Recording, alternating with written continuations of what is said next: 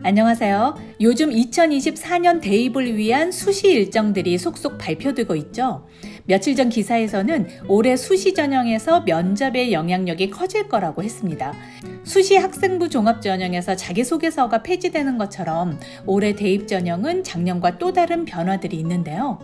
특히 학교 생활기록부 내용 중에서 대입에 미반영되는 항목들이 늘어나면서 그만큼 면접의 중요성이 더 강조된다는 거죠.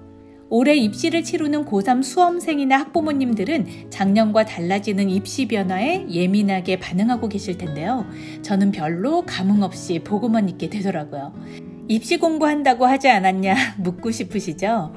제가 그저 남의 집 불구경하듯 하는 이유는 09년생인 현재 중학교 2학년부터 많은 변화들이 있기 때문이에요.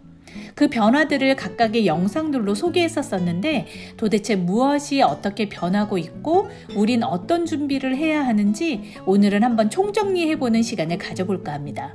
그럼 시작하겠습니다. 첫 번째 변화는 외고나 국제고 그리고 자사고가 계속 존치하면서 외고와 국제고는 통합된다는 겁니다. 문재인 정부에서는 2020년 초중등교육법 시행령을 개정하면서 2025년부터는 외고와 국제고 그리고 자사고를 모두 일반고로 전환시키겠다고 했었죠. 그런데 정권이 바뀌면서 고교 선택의 다양화를 강조하는 이 정부에서는 자사고를 그대로 유지하고 외고와 국제고는 통합하는 것으로 방향을 잡았습니다. 두 번째 변화는 2025년부터 고교 학점제가 전면적으로 시행된다는 겁니다. 학교에서 수업을 듣는 방식 자체가 바뀌는 것이니만큼 아주 큰 변화라 할 수 있죠. 고교 학점제를 간단하게 설명드리면 학생들이 고등학교 3년 동안 자유롭게 본인들이 원하는 과목을 선택해서 총 192학점을 취득하면 졸업을 할 수 있다는 거예요. 내가 만약에 생물학과에 가고 싶다고 했을 때 현재 고등학생들은 세포학이나 미생물학 그런 관심 있는 수업을 들을 수 없잖아요. 학교에 개설되어 있는 과목이 없으니까요. 현재는 고등학교 다닐 때 그저 모두에게 주어진 과목을 열심히 공부해서 대학에 가야만 관심 있는 분야의 공부를 할 수 있는 거죠. 그런데 고교학점제에서는 어떻게 한다는 거냐면 만약에 생물학자가 되고 싶은 학생이 진로와 관련해서 세포학 수업을 듣고 싶으면 학교에 세포학을 개설해 주세요 하는 겁니다. 그런데 한두 명밖에 그 과목을 원하는 학생이 없어서 우리 학교에 개설이 안 된다고 할 수도 있는데요. 그럴 땐 주변 지역에 있는 여러 학교가 연동해서 세포학 듣는다고 하는 학생이 많은 학교에 과목을 개설하고 그 과목 듣기를 원하는 학생들은 그 거점 학교에 가서 수업을 듣고 이수하는 거죠. 그리고 이런 경우도 있을 겁니다. 지방에 있는 학교여서 원하는 과목이 개설된 학교가 너무 멀거나 그 과목을 희망하는 다른 학생이 없어서 아예 개설이 안 되는 경우요. 그럴 땐 주변에 있는 대학을 통하거나 다양한 방법을 통해서 개별 학생이 원하는 과목을 들을 수 있게 한다는 겁니다. 오프라인으로 듣는 것이 불가능하다면 온라인으로 듣고 이수하는 방법도 있고요. 고교 학점제에 대한 내용은 이 영상을 참고해 보시면 이해하시는 데 도움이 되실 거예요.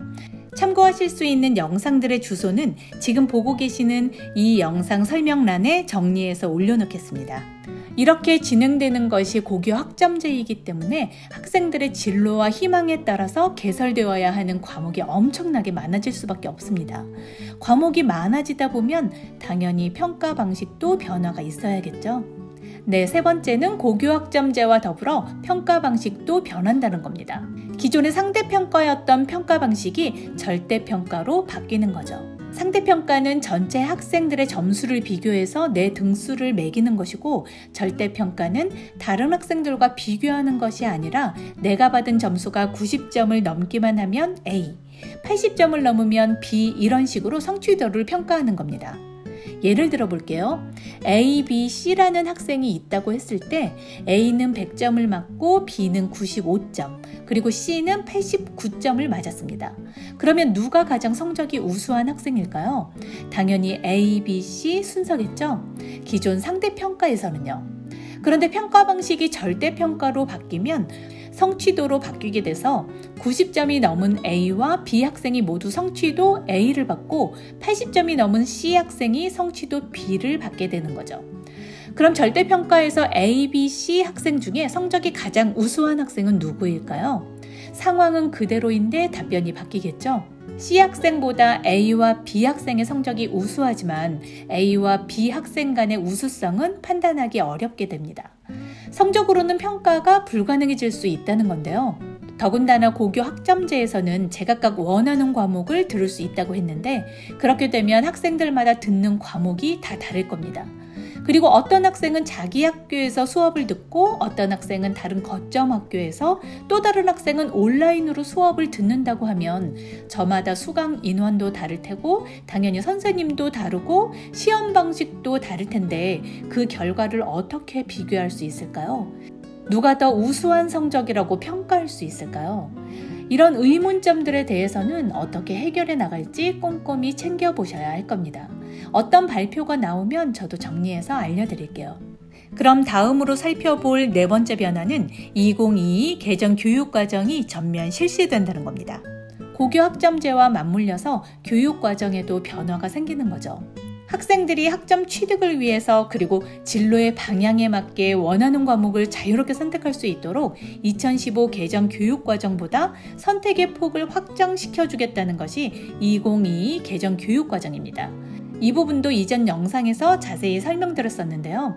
이 영상을 보시는 것도 추천드릴게요. 좀 헷갈릴 수 있는 적용 시기만 다시 말씀드려보면 2024년부터 순차적으로 적용되는데 2017년생이 초등학생이 되는 2024년 초등학교 1학년과 2학년부터 적용이 시작되고 2025년엔 초등학교 3학년과 4학년이 추가돼서 초1부터 초4 그리고 중학교 1학년과 고등학교 1학년이 적용됩니다. 2026년엔 초등학교 5학년과 6학년이 추가되면서 초등학교 전학년에 적용이 되고 중학교 2학년과 고등학교 2학년이 추가되어서 중1과 중2, 고1과 고2 학생들이 해당되고요.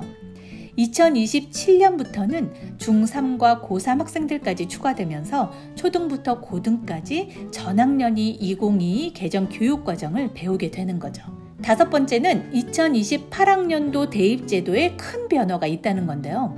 교육과정도 변하고 학점을 이수하는 방식도 변하고 평가 방식까지 변하기 때문에 대입제도가 변하는 건 어쩌면 당연한 일입니다.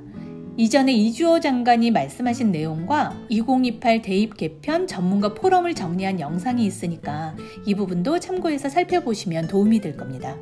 대입제도는 4년 예고제로 인해서 늦어도 2024년인 내년 2월에는 발표를 해야 하는데요. 여러 전문가가 말하는 것처럼 정확히 발표가 되기 전에 카더라 통신에 휩쓸려 다니는 건 아무 의미가 없을 겁니다.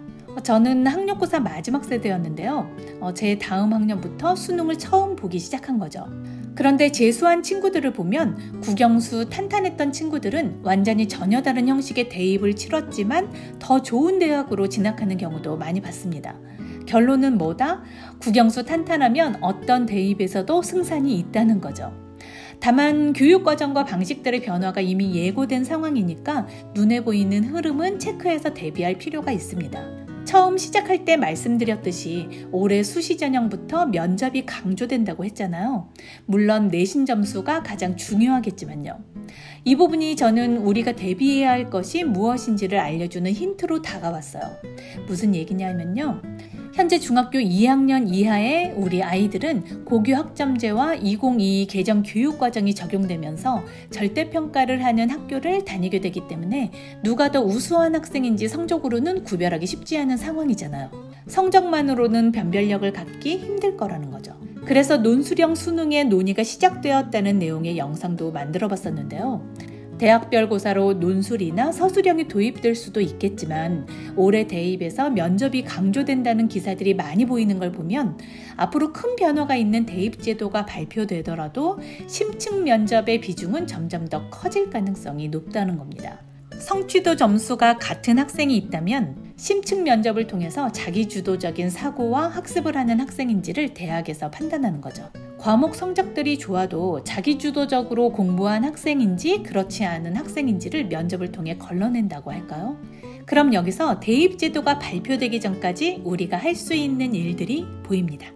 바로 주요 과목 꼼꼼히 챙겨놓으면서 초, 중등 때 자기주도적인 습관을 최대한 키워놓는 거죠.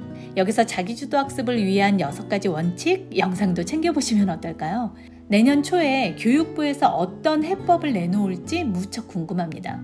논술형 수능 이야기 나왔을 때도 말씀드렸다시피 취지는 무척 좋지만 공정한 평가를 하기에는 현실적으로 어려운 입시가 되면 어쩌나 하는 걱정을 떨칠 수가 없습니다. 평가의 과정이 선명하고 대부분의 사람들이 납득할 수 있는 객관적인 결과를 보여주는 그런 입시 제도로 바뀌어주길 바라봅니다. 오늘은 우리 중학교 2학년 이하 학생들이 반드시 알아야 하는 변화되는 교육과정과 입시 제도에 대해서 말씀드렸는데요. 어쩔 수 없이 혼란스러운 시간을 보내야 할 테고 손쉽게 앞선 선배 학부모님들의 노하우를 적용하지 못한 채 아이들도 우리 부모도 새로운 길을 스스로 찾아내야 할 상황이지만 큰 틀에서 자기주도적인 학습을 하는 성숙한 아이로 공부를 하고 있다면 그 어떤 제도에서도 잘 적응하리라 생각합니다. 오늘 이야기는 여기까지 하겠습니다. 들어주셔서 감사합니다.